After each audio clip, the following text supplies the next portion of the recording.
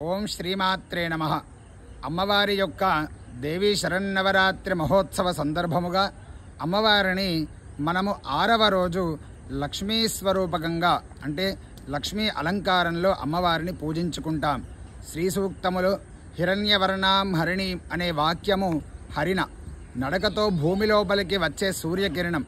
హిరణ్య ప్రాకారం అన్నది ఓజోన్ పొరగా భావిస్తే ఓజోన్ పొర నుండి భూమి మీదకి వచ్చి ఆర్ద్రగా మారి వర్ష రూపంలో మనకి కురుస్తుంది. భూమిలో ధాతువులు ఖనిజాలు ఏర్పడడానికి దోహదపడుతుంది.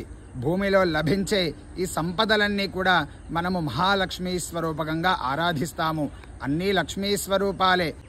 లోక విదితమైన అష్టలక్ష్ములుగా అమ్మని కొలుస్తున్నాం.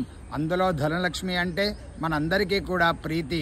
మనమందరము కూడా ఈరోజు ఆ అమ్మవారిని మహాలక్ష్మి రూపంలో అలంకరించి ఆమెకు కనకాభిషేకం చేయడం ద్వారా మనందరికీ కూడా ధన ధాన్య సమృద్ధి కలుగుతుంది, ఆత్మవిశ్వాసం పెరుగుతుంది.